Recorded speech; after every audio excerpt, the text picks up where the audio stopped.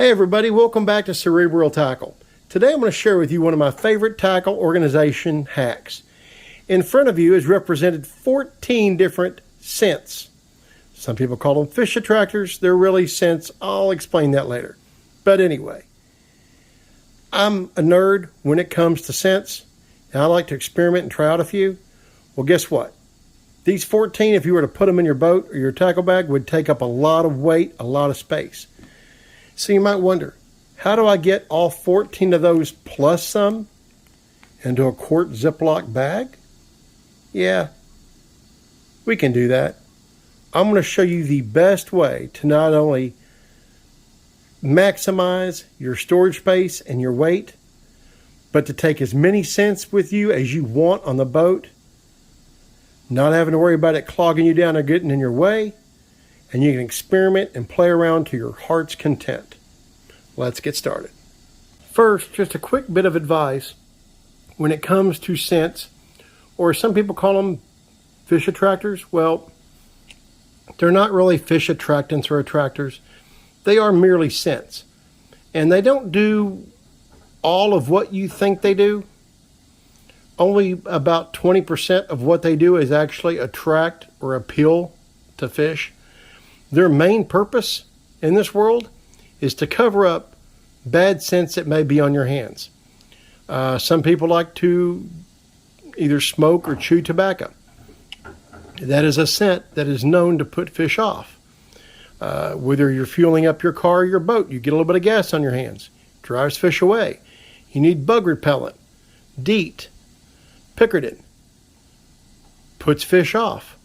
So what a fish attractant or scent does is it adds a little layer of scent to the bait to help mask the foul odors that put fish off.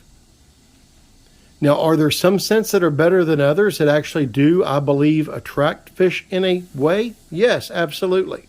But for the most part, they're there to just mask the crap that you can't necessarily smell that'll be on your baits, that you just transfer from tying them on with your hands. Now, with that said, bear in mind that a little bit goes a long way. You can do the reverse of trying to protect your baits from putting off a foul odor from your hands by putting on too much scent and driving the fish away that way. No matter the scent you use, remember, just a small bit goes a long way. Their sense of smell in parts per million of water is, just a hell of a lot better than ours. So, just a little dab will do you. One scent you'll see on the market a lot, whether it be for crappie or bass, is garlic. It really is false advertising, so to speak, that garlic attracts bass. It does not.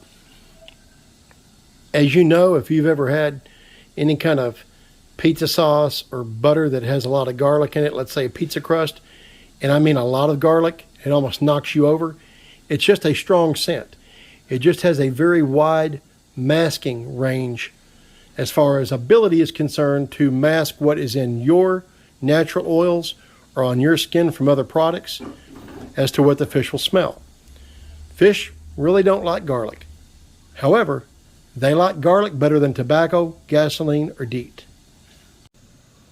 All right, to get started, you're going to need a few things. I'm going to suggest you have a few paper towels handy. You're going to need a plastic knife, and then this little bad boy. It's a 10 millimeter or 2 teaspoon syringe that you can pick up at a local medical supply shop or pharmacy that carries them. Of course, there's no needle on the end, no hypodermic needle. They're just capped, a little simple cap. They come in clear, they come in amber, but they're made basically for oral use, for like oral medication, or like if you've had a wisdom tooth removed and you need to kind of flush the area. That's the general use of these things. Now the good news is they're dirt cheap. These were like 40 cents a piece. You can store a whole hell of a lot of bait on 40 cents a piece. So what you do is take off the cap, take out the plunger stem, then you'll go over here to your bait, scoop up a little bit, and just very carefully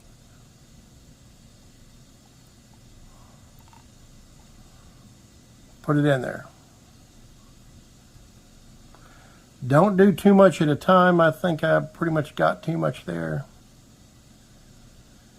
If you get too much, take the knife and just kind of scrape it across the surface, clean it out. Now, you do not want to fill these things completely full. Keep an eye on the side. You only want to fill them half full. The reason why is, if you have them totally full, you're going to have that plunger way out. With that plunger that far out, the plunger is either going to come out and you're going to end up with a big, nasty mess, or the plunger is going to break off because of all the leverage that it has against the side of the syringe. More than likely, it's not going to break. More than likely, it's just going to come off and cause you a headache that'll be cussing the thought of ever doing it to begin with. But take it and just slowly fill it up. You see what I'm doing there? I'm kind of using the end of the plastic knife to push it down, scrape it off to clean it, put more in, scrape it down. Now, obviously, a lot of your straight liquid scents that aren't gel-based, or at least have a very thick viscosity, they're not going to work. However, the bath slime, like I mentioned earlier, works great. Smelly jellies work great. This is Potsky's Fire Gel, a scent I've been waiting to try out. This particular one is shad. I noticed that a lot of the shad scents have helped me out quite a bit on different shad imitating baits, and I feel like they actually do help more than hurt. And so I've aimed for a lot of the shad and crawl style. So now we're going to take a look at where we're at. Now see, there's a lot of back distance here between the very end of the syringe and the 10 millimeter, because they anticipate you only filling it up here to the 10 millimeter mark, and we're well past that. So we're probably getting close. Now I'll show you another trick if you do overfill it.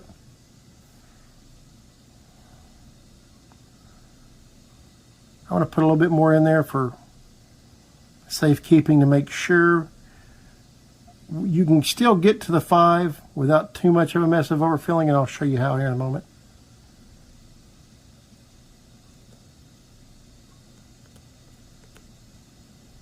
Just add it back, push it down in there good. Scrape it off. I think we're pretty close. Okay, so here's what we're going to do next. Like I said, I have plenty of paper towel available, a nice clean place to work, and make sure whatever you do, you don't piss off the wife too terribly bad. Now, we're going to take this paper towel, we're just going to go ahead and clean up here, across the edge, across the top. Just wipe kind of all the excess down.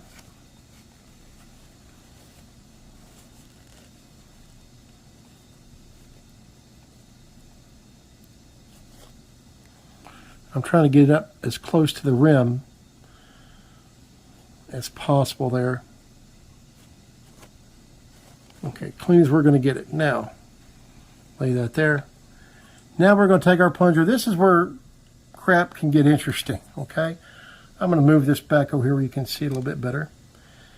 Now, when reinserting the plunger, do so careful. Too much force, you're going to shoot this across the room, and then you will get divorced. Just take it, slowly twist to get it started. Slow twisting motion, gentle force. Don't get too crazy with it. Now with this one, I've noticed that there's a place that kind of gets hung there. So I'm going to very gently add a bit more force, but I'm going to go slow. See, it kind of gave on me there. But we avoided disaster. Now, try to get where you can see it. It comes to about there, and the syringe is only about that deep into the end. So we're not even to the 10 millimeter area yet, and so we've overfilled it. But guess what? No muss, no fuss. Check it out. Take it and just slowly compress it down. As it gets to the end now, we're at about 8. So we're just going to push it down till we hit 5, and we're done. So you haven't wasted any. You've put all your overfill back into your jar where you can seal it up.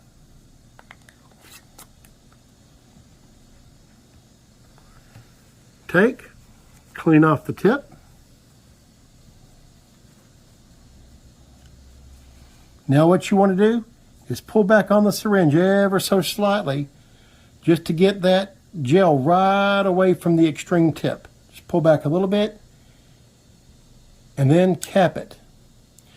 Now the next step I did is you can take a piece of paper, like I did a label maker, and label it. Potski Fire Gel Shad formula, okay? Then I take a little bit of Scotch tape, run 1 strip down it, and then 3 strips over perpendicular there, so that kind of waterproofs it, keeps it better protected, and it stays on.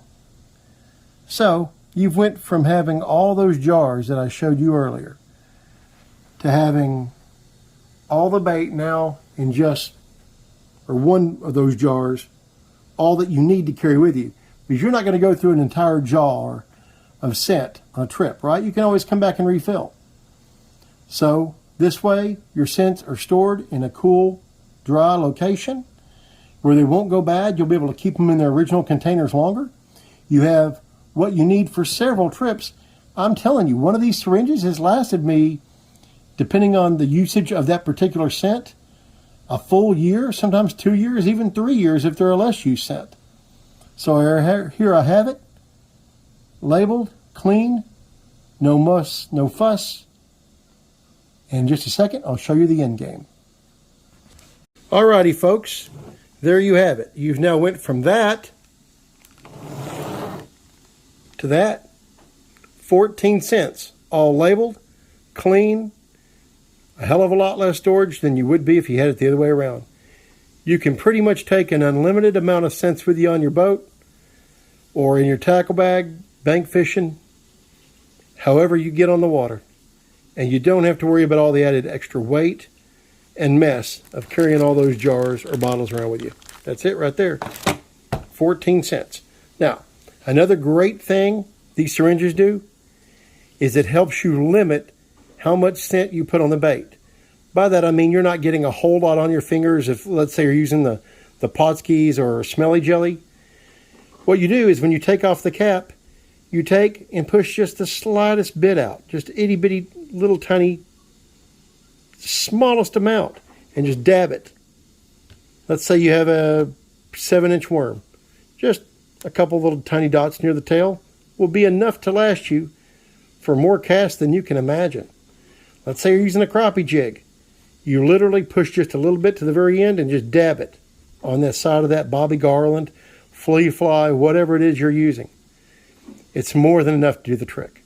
So, well organized, labeled, no mess, can take with you all you want. Yeah, that's how you do that. Anyway, that's one of my favorite things in the world to do as far as tackle organization. It allows me to play with a lot of scents on the lake, and I encourage you to do the same thing. Hope you've enjoyed it. Hope you've got something out of it. If you do, please leave a like, a comment, subscribe, and we'll see you again next time. Take good care.